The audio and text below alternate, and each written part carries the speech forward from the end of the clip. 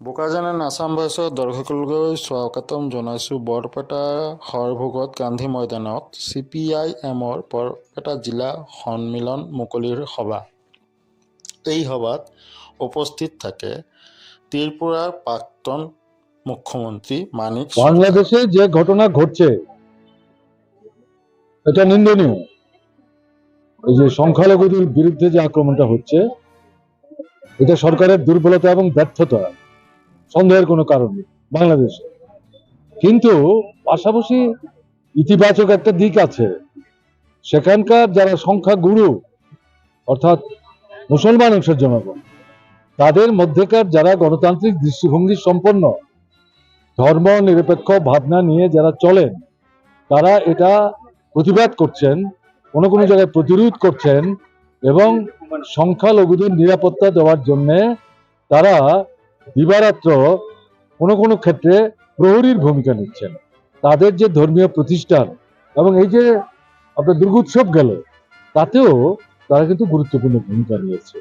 আমাদের দেশে আমরা যেটা লক্ষ্য করছি যে উদ্দেশ্যমূলকভাবে কিছু কিছু সংগঠন তারা সংখ্যালঘুদের বিরুদ্ধে আক্রমণ হচ্ছে এটা নিন্দা করছেন, এবং এটা কিন্তু শুধু হিন্দু সংখ্যালঘুরা আক্রান্ত হচ্ছেন, হিন্দু সংখ্যালঘু এবং অহিন্দু অমুসলিম সংখ্যালঘু কিন্তু বাংলাদেশে আছে, তারাও আক্রান্ত হচ্ছেন, এটা কিন্তু বলছে না। এটা ইন্ডিয়াতে যারা করছেন তারা উদ্দেশ্যমূলক। তারা এখানে হিন্দুদের মধ্যে যারা সাম্প্রদায়িক দৃষ্টিভঙ্গি সম্পন্ন, এরা ধর্মান্ধ দৃষ্টিভঙ্গি নিয়ে চলে, এদেরকে উস্কাবার চেষ্টা করছে এখানকার যারা সংখ্যালঘু তাদের বিরুদ্ধে। এবং আমাদের দেশে এটা হচ্ছে, আপনাদের আসামে হচ্ছে, জায়গা জমি কেনা বেচা থেকে শুরু করে, বাড়ি ঘর থেকে উচ্ছেদ করা থেকে শুরু করে, তাদের সিটিজেনশিপ অধিকার পাওয়ার থেকে বঞ্চিত করার প্রশ্ন থেকে আরম্ভ করে ভারতবর্ষের বিভিন্ন জায়গায় হচ্ছে। কারা করছে আক্রমণ? কোথায় সরকার? বিজেপি শাসিত রাজ্যগুলিতে হচ্ছে। এটা যদি মানে ভূমিকা না নেয়, তো অন্য রাষ্ট্রের মধ্যে যে ঘটনা ঘটছে শুধু তো তার নিন্দা করলে চলবে না, কেমন না? এখন ধরুন আমি বলছি বাংলাদেশের ঘটনা, মণিপুর, আমি জনসভায় সময় বাঁচাবার জন্য বলার চেষ্টা করি। মণিপুর কি হচ্ছে? 18 মাস যাবৎ কোথায় আপনার প্রধানমন্ত্রী? এখানে সংখ্যালঘু সংখ্যাগুরু আছেন, একটা ট্রাইবেল আর একটা নন ট্রাইবেল, একটা ছোট্ট রাজ্য, দীর্ঘদিন যাবৎ বসবাস করছেন, কয়েকশো মানুষ খুন হয়ে গেছেন, ৬৫,০০০ মানুষ বাড়িঘর ছাড়া হয়েছেন, আসামও কেউ কেউ এসে তারা আশ্রয় নিতে বাধ্য হয়েছেন। এখন কি হচ্ছে? মানুষ ক্ষুব্ধ, মুখ্যমন্ত্রী মন্ত্রী বিধায়কদের বাড়ি ঘরে আগুন দিচ্ছে। এই মুখ্যমন্ত্রীকে রাখছো কেন?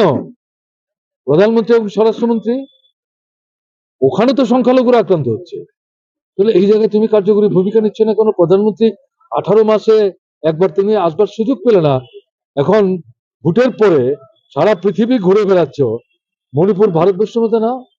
তাহলে এই যে জিনিসটা তারা করছে উদ্দেশ্য, কাজে আপনারা যেহেতু প্রচার মাধ্যমের প্রতিনিধি, এই সমস্ত বিষয়গুলো উপস্থিত করতেন। আর কি আছে? আজকের সভা কি করবেন?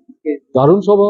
আপনাদের কি মনে হচ্ছে সিপিআইএম শেষ হয়ে যায়নি? তো সিপিআইএম কে শেষ করা যায় না। তার একটা আদর্শ আছে, তার একটা দৃষ্টিভঙ্গি আছে, তার একটা কর্মসূচি আছে, যেটা আমি উল্লেখ করার চেষ্টা করলাম। কেমন?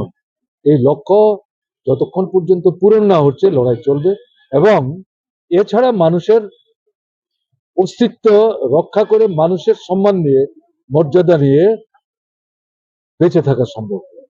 ফলে না কংগ্রেস, না বিজেপি, না অন্য কোনো রাজনৈতিক দল লাল ঝান্ডার লড়াই কিন্তু তাদেরকে পথ দেখাতে পারে। কাজে আজকের সভাটা এখানকার জন্যই শুধু এটা দৃষ্টান্তমূলক না, গোটা আসামের জন্য আমার তো মনে হয় এটা একটা দিশা দেবে। আগামী পঞ্চায়েতে কিরকম ফলাফল আপনাদের? তা তো বলতে পারছি না, আমি তো আসামের পার্টির নেতৃত্বের সঙ্গে পরামর্শ করি, কথাবার্তা বলি, তারা ডাকেন, মাঝে মাঝে জিজ্ঞাসা করেন, কিন্তু এই পঞ্চায়েত নির্বাচনের জন্য কোথায় কি প্রস্তুতি সেটা তো আমার জানা নেই। কাজে এটা ভালো বলতে পারবেন সুপ্রকাশ তালুকদার। আর একটু অপেক্ষা করুন, আগে তো ভোটের তারিখ ঘোষণা হোক, তারপরে জিজ্ঞাসা করলে ভালো হবে, তাই না?